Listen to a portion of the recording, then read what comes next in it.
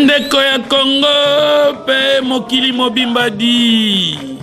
Église Katevel Kintwadi Kiantima kia bavelela bazako célébrer fête ya Tata Kimbangu mokolo azongisaki molimo na ye pa ya Kolo Nzambe le 12 octobre 1951 na mboka Lubumbashi.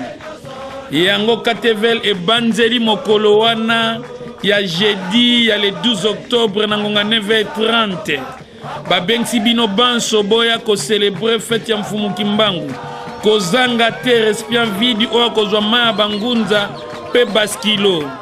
ye moko papa Nzuzi Nkoya aloba te po azwa 010 joye ya solo batata ba mama bandeko tobengsi bino banso boya na l'église Katevel partout Katevel ezali sika tokofete fête ya mfumu Kimbangu na biso toza jeudi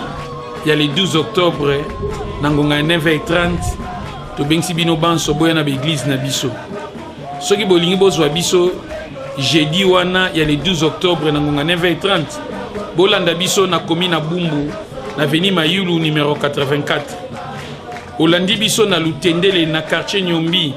Avenue Maseta numéro 10 olandi biso lisusu na Kanluka na quartier 1 Avenue Musamba numéro 5 bolandi biso lisusu na commune Kalam na quartier Kimbangu na Avenue Ngiringi numéro 11 bolandi biso lisusu na commune ya Njil na quartier 11 Avenue Mbuku 1 numéro 8 bolandi biso lisusu na commune Kisentu Avenue de la Paix numéro 84 bolandi biso lisusu na Limete na quartier Mombele Avenue Kimangunu numéro 53 bolandi biso lisusu na Makala na Avenue Kodia numéro 68 bolandi biso lisusu na Selembao na quartier Kitokimosi okokita na Re Depot Avenue Kikimi numéro 36 bolandi biso lisusu na Mitendi na Avenue Matata numéro 11 pe na Congo Central okolanda biso na Mbanzangungu na Avenue Bangala numéro 25 pe na Kisantu okolanda biso na Avenue Bambata numéro 31 maya bangunze kozanga te baskilo ekozanga te badresse autopesi te télévision ezangonga boyeba yaka ozwa maya bangunza to célébrer Tata Kimbangu jeudi oyo jeudi ya le 12 octobre na ngonga 9h30 boya biso banso to ya ko célébrer Tata Kimbangu ingeta mbote bandeko bozuli baku ya kolanda biso na émission boyebi ya mokili epesami bongo na maman Vidil Bisengo na papa Nzuzi Nkoya ne Kingombi ya Katevel Kintwadi Kiantima kia bavelela ekambami na oyo tokoki lisusu ko présenter te po boyebi utakala na profiter na yango na pesa na mbote na bandeko nyoso ya Kisantu o babenga kinga na nzela babelela kinga wana na moni maman Carmel Makumba maman Brigitte papa Nekina mayangi bipai bozali papa Nzuzi mbote na yo mbote mingi mama Didi Bisengo tozene sengo mingi ndingo ya biso na plateau na yo papa Nzuzi tokokota mbangu pour le quoi tokomi international tozobetela ngonga pona etando RTGA faut que ça na ba norme internationale papa Nzuzi la iswa osali feti ya la iswa ibisa biso la iswa batu ningango partout tina nango importance à la iswa ezani la iswa ezanga te na bandango muto bandai ko lobela makamba la iswa ezalaki mfumu alongo papa diangenda ngane nazwaki ba révélation na ye nde nasila ikosala feti wana nazaki mbangise etanke noir mais nazana église ki mbangise te c'est-à-dire to ekokokisa oyo ye ababane ko bimilanga nasali feti wana un point très lakisi bakufi bakozonga na bomoi soki totangi na Daniel 12:1 à 4 balobaki ete bakufi bakozonga na bomoi yango na tina biso toyina likambo etali la iswa elakisi biso nyonso tokufa tokolangwa mais baye bakolamuka baye batambolaki kobanga nzambe o batambola kobanga nzambe te bakolamuka te mama na ngai matondo mingi otambolaki na kobanga nzambe te la iswa eza ya yote o bakosekwa ba oyo nde babangaki nzambe kasi papa Nzuzi tolobela pe papa Fumu Kimbangu oui pona yo Fumu Kimbangu aza nani pona ngai mama Didi Fumu Kimbangu azali mobiksi ya mokili parce que ba prophète nyonso basi ko sala ba reine na bango sikoto comme na l'ère du verso l'ère de la vérité et comme tango ya mfumu Kimbangu poto ba réalité nyonso fumu kimbangu azali mobiksi ya mokili mobimba ezala mondele ezala chinois ezala arabe ezala nani tokosambela nzambe kaka ya mfumu kimbangu yango mutu kokonza mokili pe kotambwisa mokili nde mikolo ezali koya yango wana kaka banzuzi bato mosusu bakoboya pamba te bao batangaka biblia mindele pe babikolo bike bayebi ete mobikisi ya mokili eza Jésus Christ de Nazareth yango bakokota un peu kondima te papa nzuzi alobi papa fumu kimbangu nde mobikisi ya mokili eza Yesu Kristo te Yesu Kristo aza mobikisi ya solo toyebi tobaki ete kolo Yesu na fumu kimbangu baza bato moko parce que kolo Yesu azali moto mwindo c'est-à-dire tango asisi pouvoir nae apesi pouvoir epa mfumu kimbangu mfumu kimbangu sikozo la continuité à Jésus Christ esika Christ a lembaki Yesu sikoyo azui yango netinda ya tata nzambe et pardon mfumu kimbangu azui yango netinda ya tata nzambe pona kokokisa misala ya tata nzambe parce que Kristo biso toza kobela oya moto mwindo oyo asalaki miracle oyo balakisi na mokili ya mondele te mais Jésus azalaki moto mwindo fumu kimbangu azali mobikisi ya mokili bakangaki ye 30 ans na boloko pona nini pona bikamwa to pona maloba azalaki koloba prophétie to nini po mobikisi ya mokili 30 ans na kati ya boloko mangi mingi mama Didi lelo kona koloba na yo ba colonisateur tant bayaki na christianisme occidental oyo ezalaki ya kobongwama oyo bazwaki na ba papyrus parce que ezala Bible ezala Coran ezala ba livre gabajiga et outi na ba papyrus tant bake ba bongoli yango tant siko baye côté ya batu kolo Yesu mundele kimbangu nde atelemeli bango baye na bonzambe kimbanga bi bonzambe ona boye na ngwa lokuta bozela ngana lakisa bino vrai christianisme oyo babela ka Yesu mutu mwindo yango kimbanga banaye ko sala miracle bani ko temisa bakoka ko lamusa bibembe ko lobisa bababa ko monisa baveugle pe a prophétiser pona mboka a prophétiser ki pona Afrique na biso pe mokili mobimba kimbangu asala ki ba miracle siko ba mindena lolenga ba monike lokola muto batu baza kolanda ye yango bakangaki ba memaki uto no mboko likolo kuna ndao akende kokufa na Lubumbashi le 12 octobre 1951 biso pe toza ko célébrer fête na ye na bakilongo na biso ekozala dimanche et jeudi pardon et le 12 octobre pour to célébrer fête mfumu kimbangu ozali mo continue bix na biso akangamaki pona ngana yo moto mwindo po akoloba bosolo atesaki bonzambe epai na biso po ete mundela kolakisa nzambe alokuta ya solo papa nzuzi bato ebele bazoloba yo osangisi Christ na kimbangu balobi obebisi musala na yo poko yo kayo tongo mususu lobi fumu kimbangu yende Yesu kote mususu fumu kimbangu azwaki relève bato babi obebisi musala parce que osangisi Christ na kimbangu mais kolanda wana ebandeli lobi ezaka mutu moko te na lobi boy ne bandeli Christ oyo Yesu oto bengi le peuple bantu kwa zaki bantu ozomona asalaki musala na ye tango asilisi basali passation de pouvoir na mfumu kimbangu fumu Yesu asali oya ye tata nzamba tindelaki émission eza matata père fumu kimbangu ngona na Jésus Christ basala passation place ni mais le 18 mars 1921 parce que ce côté voit même Nezaï balobelaki makakambu ya kimbangu keki kimbangu akoya ba témoin bazalaki mais Bible ezolo baso côté Nezaï 19 balobi un sauveur akoya na centre ya mokili centre ya mokili qui veut ta mokili ezab ana RDC eza Congo esika prophète akoya o akosala makamu si o prophète mona na salate ye wana mfumu kimbangu mokonzi pe obiti na biso kitoko mingi papa nzuzi est-ce que makambo zolo baba preuve nango ezali que Jésus Christ azalaka moto moindo oui Yesu Masia azaki moto moindo d'abord soko tali église catholique moto ila biso biblia pe batalisa biso sango ya Yesu Kristo ne bandeli balobaki ete Yesu aza mondele batie na mandefo bakumisi et tout consort mais tant comme na 1980 pape Jean-Paul II aye ko témoigner na Jeune Afrique o ezoleka siko ozomona akomi boyeke kolo Yesu azali moto moyindo azali africain nzambe pe azali moyindo atindi biso to luka authenticité na biso ozomona siko lokola lobike le Christ est africain Dieu nous a encouragé les Africains à chercher leur authenticité siko yo pape Jean-Paul II alobi kolo Yesu aza moto moindo. Catholique ande moto eboti ba mangomba nyonso. Mais papa Roma tanga alobi yango eboteli makambo. O te bolanda bango te bango bayebi Bible bien te. Nzoka bango nde mutu balakisaki biso Bibili ya malamu elakisi nini ba déclarer ete kolo Yesu azali moyindo. Siko bino beglise binyata nyata mikie et papa Roma bokolobani. La papote bango bazo cartonner mokili bango bazo chapeauter mama na ngai. C'est ça nde mutu mwindu ayeba ete kimbangu na Jésus basaki passation de pouvoir pour bango mbale bazaki ba noir nde aye ko continuer pe mamelo kona koloba na kati ya Bible wana ba nyonso baza na Bible non baza na Coran bango nyonso baza ba noir mundela tikala kozala te. Qui verset moko papa et kofaloba qui avec kimingai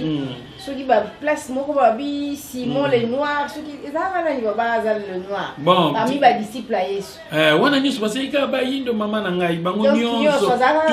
bango nyonso na ba disciples à Jésus na ba tu nyonso bazaki na Jésus bazaki ba noir Jésus atikala kozala mondele papa Nzuzi moi preuve que parce que TV ezabilili na TV to kovanda te tout ba mambulo comme sapo ba tu vas comprendre te mambozo lo bezani na lingi opesa nga preuve ata ya image ata ya nini oyo batu bakotala babi ya solo KTV lazo fungola boye bia mokili penza ba mama na ngai omoni musicien babengaki Tupac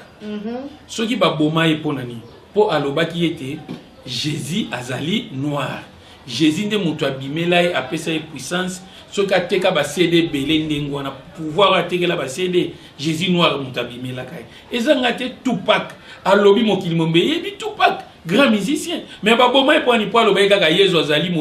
moyindo mutu apambola kai papa Nzuzi olobi yango to senga na réalisation bachela biso extrait wana o bande ko bamona nga pena ndima pona na moni te na ondima te na ondima so ina moni régie image to kutanisima Jésus noir tu vois ce que je dis. Je suis moi grâce à Jésus noir. Je suis moi-même grâce à Dieu. Je ne peux pas expliquer pourquoi je brille et non d'autres personnes ne brillent. Je pense que tout le monde brille, mais dans différents domaines. Il y a plein de choses que je ne peux pas faire. Je ne peux pas jouer au basketball comme beaucoup des noirs américains le font. Mais je peux être un acteur. Je peux être moi-même, je peux le faire car je suis connecté à moi-même. Beaucoup de gens, blancs, noirs, américains, petits, grands, minces, gros, vieux ou jeunes, ont des problèmes à être ce qu'ils sont vraiment. Ils ont un problème à se regarder dans un miroir et regarder directement leur âme. La raison pour laquelle je vends 6 millions d'albums, la raison pour laquelle je pars en prison et j'ai une raison intacte, la raison pour laquelle je peux marcher autour, la raison pour laquelle je suis ce que je suis, et que je peux regarder directement ma face et voir mon âme. Mon âme est toujours à moi, je n'ai pas vendu mon âme. Je peux toujours le sentir en moi, mon cœur est toujours connecté à mon âme. Donc chaque fois que je amène cette intensité, cette vérité, cette honnêteté dans mes chansons, parce que je dois renvoyer cette bénédiction à Jésus noir. Je dois lui repayer cette bénédiction. Jésus noir te donne, si Jésus noir te donne ce héritage, si te donne cette énergie et tu ne l'utilises pas, ça c'est du gaspillage, ça c'est de la malédiction. Jésus noir me l'a donné, c'est pas moi, ça vient de Dieu. tozongi na plateau na biso ya solo télévision eza radio te papa Nzuzi ya lobby pe totali ndenge Tupac ye moko a témoigné que ye azwa succès po akutana kina Jésus ya moindo azwa succès po akutani na Yesu ya moindo nde amati likolo azoteka ba CD na ye nazo lisusu maloba po limbola lisusu na bokebi papa Nzuzi mama ekebelete epekisa mite c'est-à-dire kolo Yesu ya mutu mwindu wa mundele wana lukuta te mais o pena ya mutu mwindu yende mutu asaki apparition pa Tupac abimeli ye apesi ye mapamboli Tupac a témoigné lolenge kaka pa Jean-Paul Dalobaka po mundele ye moko ndeko na ye mundele alobi ete Pape Jean-Paul Dalobi ete kolo Yesu azalaki moto moyindo Tupac alobi ye amonaki ye apamboli ye nde yango wana aza koteka basede siko mutu mwindu ayeba ete Jésus atikala kozala mundele te Jésus azala mutu mwindu oya mundele wana bika babindele nde babongolaka makambo kokosa biso toza bango nzoka biso toza bango te Mayangi mingi papa nzuzi tozoko bana émission na biso mais papa nzuzi église Kimbangi te bazala na raison tango balobaka ke papa dialunga na yende incarnation ya Jésus mais c'est quoi Jésus mon papa dialunga na yala comme tabimela i Tupac te omoni bakimbangi se baza maele mingi les églises moko o mfumu alonga sela ko vantsa na mokili panza na mokili mobimba ezalaki façon ya kolongwa na christianisme occidental kozonga na vrai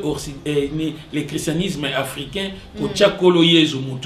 mutu mwindu sikoyo bae koloba kolo Yesu ye wana papa dialungana mais mfumu alonga mi lobela kango déjà Jésus auta na Nord Angola eza RDC ozomona c'est-à-dire bakimbangi se bazalaki ta musu na avance ko leka batu mususu mais batu bamona bango bazoba batu bafinga ka diangenda balobaka diangenda aza boye aza mutu pamba magicien tout consort lelo ba réalité na o aloba lelo internet mokili bandi ko pesa raison ozomona c'est-à-dire ba mfuma longo na bandeko na ye wana bamona ka déjà makambo avant c'est-à-dire bazana raison papa dialungana ezalé kaka ekimeli mais vrai sens nango Jésus est noir. C'est ça. Jésus est noir. Voilà. Pour confirmer que papa dialungana ndé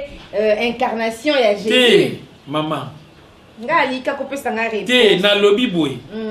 Kokima ya christianisme occidental bakima ki yango na kombo ya papa dialungana. Balobi incarnation ya Jésus. Mais mfumu longo mi lobela déjà Jésus auta na nord yangola adana Eve bazali bazaiwa ami lobela kango déjà parce que Jésus noir kombone pendeza nani mais to lobela on a bien monsieur belé maman na ngai bandela parce que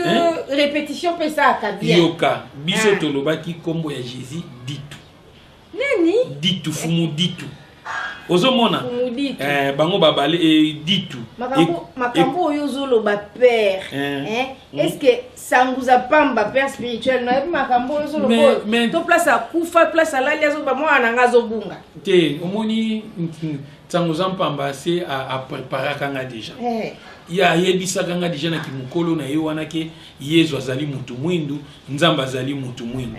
ozomona ezala ba guérison mingi to sala yango oma ya bangunza o ba baskilo to sala ona force ya nzambe na kombo ya Kristu ya mutu mwindu na kombo mfumu kimba papa nzuzi olobi Yesu kombone ditu Jésus noir oui Kristu siko na bisika mususu neti na bamboka mususu bo ebele na kombo pe mususu biso pe mususu mais kaka ye wana ya noir to biso so to ebele na kombo ditu te yoka